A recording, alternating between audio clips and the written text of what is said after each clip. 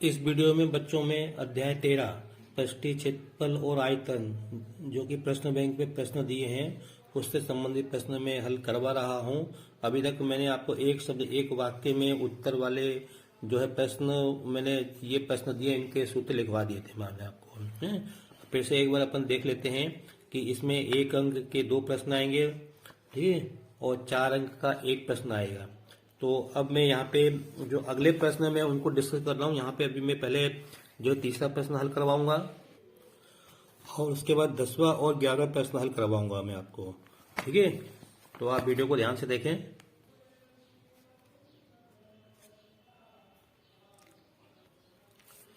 ये प्रश्न दिया है 2 घनों जिनमें से प्रत्येक का आयतन 64 घन सेंटीमीटर है, संलग्न पृष्ठों को मिलाकर एक ठोस बनाया जाता है। इससे प्राप्त घनाभ का पृष्ठीय क्षेत्रफल ज्ञात करो। इस प्रश्न को देखो बच्चों, मैं समझा रहा हूं। ये 2 घन है आपके सामने, 2 घन है। देखो आप, इनकी लंबाई चौड़ाई ऊंचाई लगभग बराबर है। अब हालांकि थोड़ा ये अलग अलग डब्बे हैं लेकिन आप इसको एक ही मानना। तो अपने को इसका आयतन दिया अपने को 64 घन सेंटीमीटर, इसका भी आयतन अपने को 64 घन सेंटीमीटर दिया है। अब उसके बाद ये कहा है इन दोनों घनों को हमने आपस में जोड़ दिया। तो जोड़ने से जो आकृति हमको मिलेगी वो क्या मिलेगी? घनाभ मिलेगी। तो उसका हमको संपूर्ण पृष्ठ का क्षेत्रफल निकालना है। तो देखो बच्चों, सबसे पहले हम क्या करेंगे, यहाँ पे ये जो आयतन दिया है इससे आयतन से हम इस घन की एक भुजा की लंबाई निकाल लेंगे, दोनों की निकाल लेंगे, दोनों की लंबाई बराबर आएगी। अब मान लो कि इसकी लंबाई 5 आई, लंबाई भी 5 आएगी, चौड़ाई भी 5 आएगी और ऊंचाई भी 5 आएगी। इसी प्रकार इसकी भी ऊंचाई, लंबाई और चौड़ाई 5 आएगी। जब मैं इन दोनों घनों को इस तरह से जोड़ दूंगा, संलग्न पृष्ठों को जोड़ दूंगा, तो क्या होगा, इसकी लंबाई बदल जाएगी। लंबाई 5 और 5 10 हो जाएगी, 5 और 5 10 हो जाएगी। लेकिन चौड़ाई, ये चौड़ाई और ये ऊंचाई क्या है, उतनी ही रहेगी। तो इस प्रकार अपने को ये जो आकृति बनी इसका हमको संपूर्ण पृष्ठ का क्षेत्रफल निकालना है। तो देखो कैसे करेंगे। तो बच्चों, घन का आयतन क्या होता है? ए क्यूब होता है। ए से मतलब भुजा की लंबाई। तो घन का आयतन अपने को दिया हुआ है 64 दिया है, तो अपने को भुजा की लंबाई निकालना, ए का मान। अब 64 को अपने लिखा 4 पे घातांक 3, तो ये हो गया ए क्यूब बराबर। तो अब उसके बाद इसका मतलब कि ए बराबर 4 अपने को मिल जाएगा, ये 3 हट जाएगा। अब प्रत्येक घन की कोर कितने हो गए? 4-4 सेंटीमीटर हो गए। अब हमने दोनों को जोड़ दिया, तो लंबाई क्या हो जाएगी उसकी बच्चों? लंबाई हो जाएगी 4 + 4 मतलब 8 सेंटीमीटर, लेकिन चौड़ाई और ऊंचाई 4 सेंटीमीटर ही रहेगी। अब इसके बाद हमको इस घनाभ का पृष्ठीय क्षेत्रफल निकालना है। सूत्र क्या होता है? 2LB + BH + LH होता है। तो 2 ये लिखा, L के स्थान पर 8 लिखा, B के स्थान पर 4 लिखा, प्लस B के स्थान पर 4, H के स्थान पर 4 लिखा, प्लस लगाया, L के स्थान पे मैंने 8 लिखा, H के स्थान पे 4 लिखा।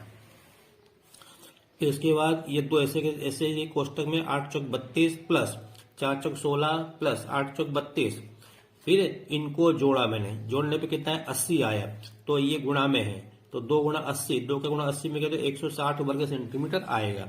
तो जो हमसे प्रश्न में पूछा था घनाभ का पृष्ठीय क्षेत्रफल, तो कितना है? 160 वर्ग सेंटीमीटर आ गया। अगला प्रश्न देखते हैं बच्चों। 1 सेंटीमीटर व्यास वाली 8 सेंटीमीटर लंबी तांबे की छड़ को एक समान चौड़ाई वाले 18 मीटर लंबे एक तार के रूप में खींचा जाता है। तार की मोटाई ज्ञात करो। तार तो आपने देखा होगा, बिजली का तार जैसे, तो बिजली का तार की मोटाई निकालना मतलब अपने को व्यास निकालना है। क्या निकालना है? व्यास ज्ञात करना है। तो देखो, मैंने कुछ आपको समझाने का प्रयास किया है। जैसे बच्चों, इसको आप एक छड़ मान सकते हो जिसकी लंबाई कितनी है? 8 सेंटीमीटर। और ये जो मोटाई है, मोटाई मतलब व्यास क्या दिया है? ये 1 सेंटीमीटर दिया है। तो ये जो छड़ देख रहे हो ये बेलन के आकार की है और तार भी बेलन के आकार का है। तो इससे हमने खींच कर इसको पतला कर लिया, बहुत पतला कर लिया। और जैसे बिजली का तार होता है बारीक वाला, वो हमने बिजली का तार इससे खींचा।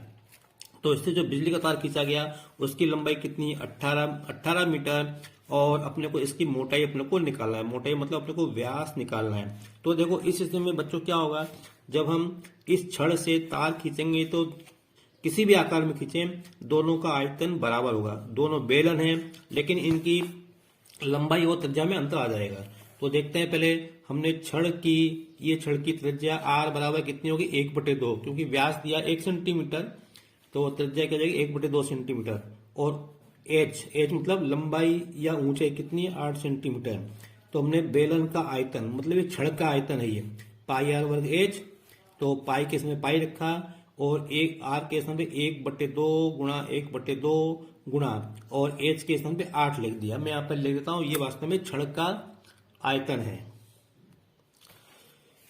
तो देखो बच्चों, ये 2 दूनी 4, 4 से 8 कर जाएंगे 2 बार, तो क्या हो जाए 2 पाई बचा, 2 पाई घन सेंटीमीटर। ये छड़ का आयतन हो गया। इस छड़ का आयतन कितना आ गया 2 पाई घन सेंटीमीटर। अब बच्चों इसको देखो, यहाँ पाई का मान अभी नहीं रखना है, क्योंकि पाई क्या बाद में कट जाएगा पाई से पाई। अब हम बात करते हैं इस तार की बात करते हैं।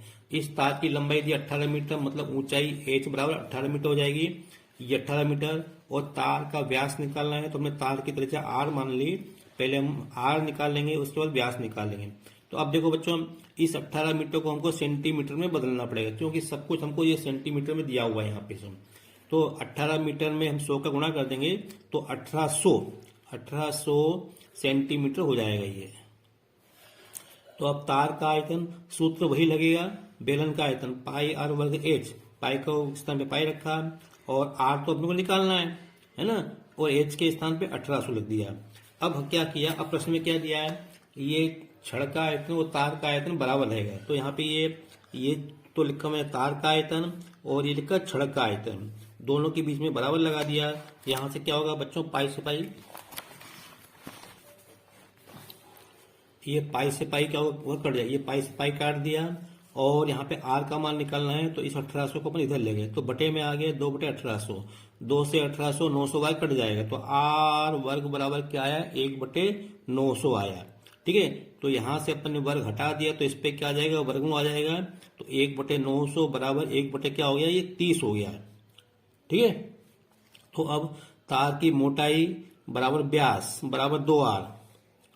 ठीक है, तो ये तो हो गया 2, तो ये लिखा r का मान कितना है 1/30 गुणा कर दिया, तो 2 से 30 कटेंगे 15 बार, तो ये आगे 1/15 सेंटीमीटर आ गया यहाँ पे।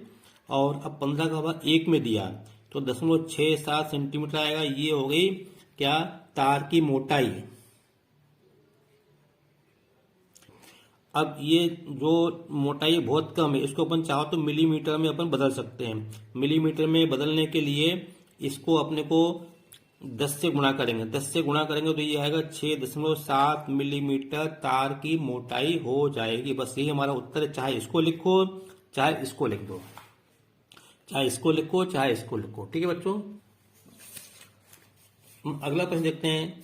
विमाओं 5.5 सेंटीमीटर गुणा 10 सेंटीमीटर गुणा 3.5 सेंटीमीटर वाला एक घनाभ बनाने के लिए 1.7 सेंटीमीटर व्यास और 2 मिलीमीटर मोटाई वाले कितने चांदी के सिक्कों को पिघलाना पड़ेगा। ये है आपका प्रश्न 11।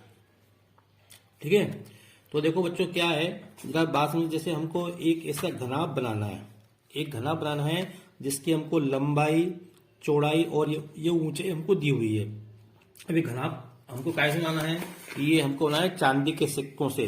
कुछ सिक्के इस प्रकार का सिक्का है जिसकी हमको इसका ये दिया है, हमको इसका व्यास दिया है, इसका हमको व्यास दिया, कितना दिया व्यास हमको, इसका व्यास दिया है 1.7 सेंटीमीटर और हमको इसकी मोटाई मतलब ये मोटाई आप देख रहे हो, ये हमको मोटाई दी हुई है कितनी 2 मिलीमीटर। यहाँ पर मोटाई से मतलब है इसकी ऊंचाई, क्योंकि ये चांदी का सिक्का है, बेलन के आकार का है। तो अब ये पूछा है इस घनाभ को बनाने के लिए ऐसे कितने सिक्के लगेंगे।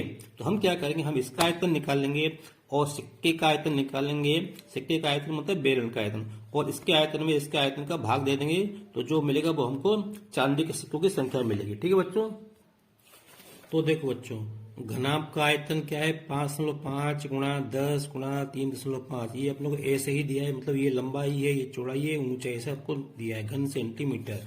अब उसके सिक्के का आयतन, सिक्के का आयतन क्या है बेलन का आयतन है, मतलब तो पाई r वर्ग h। अब यहाँ हमने पाई का मान 22/7 रख दिया, r का मान यहाँ से देखो बच्चों, ये अपने को इसका व्यास दिया होता है 1.75, तो इसका आधा कर दिया, तो मैंने ऐसे कैसे लिख दिया 1.75 बटे यहाँ पे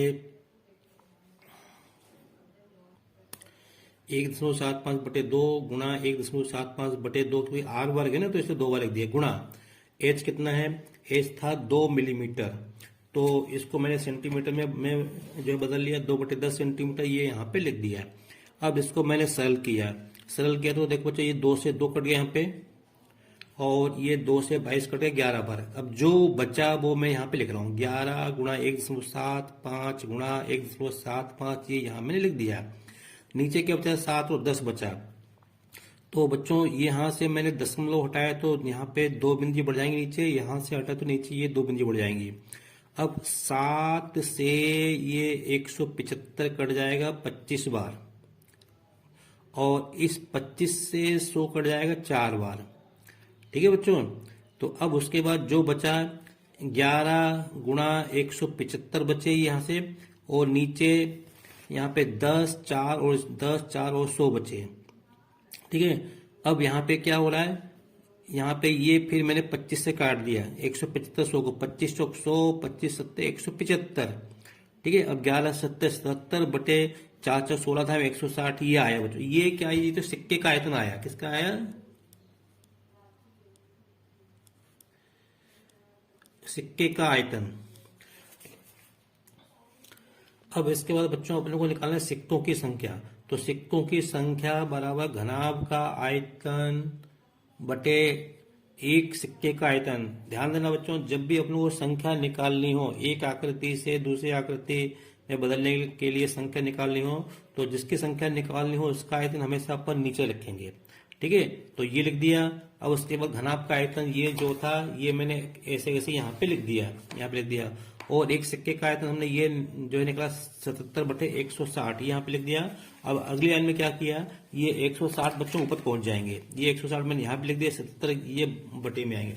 अब इसको अपने को सरल करना है, तो मैं करता हूँ, देखो सरल यहाँ से। तो सबसे पहले यहाँ से मैंने दशमलव उठाया, तो नीचे क्या एक बिंदी बढ़ जाएगी। ठीक है, अब यहाँ पे हो गया 55, ये हो गया 77, इसको अपन 11 से काट सकते हैं, 11 पंजे 55 और 11 सत्ते 77, ठीक हो गया। अब देखो यहां से मैंने दशमलव हटाया तो नीचे फिर एक बिंदी बढ़ जाएगी। ठीक है, अब ये 7 से ये हो गया 35, 7 से 35 काट सकते 5 बार। अब देखो ये 10 से 10 काट दिया मैंने, और ये 10 से ये बिंदी काट दी। अब क्या बचा मेरे पास, 5 गुणा 5 गुणा 160, सॉरी ये तो करें 5 गुणा 5 गुणा 16 बचा, तो ये हो गया यहाँ पे, तो ये बचा 5 गुणा 5 गुणा 16, और 16 पंजे 80 और 80 पंजे 400, तो ये हमारी संख्या है। इतने 400 सिक्के ये हमको चाहिए घनाभ बनाने के लिए। ठीक है बच्चों, ये हमारा उत्तर हो गया फाइनल। ठीक है, तो आशा करता हूँ कि बच्चों आपको ये प्रश्न समझ में आ गया होगा। वीडियो लंबा हो रहा है, इस वीडियो में इतना ही, बाकी के प्रश्न अगले वीडियो में अपन हल करेंगे। इन प्रश्नों को अच्छी तरह से अभ्यास कर लेना है, इनमें से एक प्रश्न परीक्षा में जरूर आएगा। आगे थोड़ा ध्यान के मेरा बच्चों, मेरे को ये जो वीडियो को लाइक करें, शेयर करें और सब्सक्राइब करें। Thank you.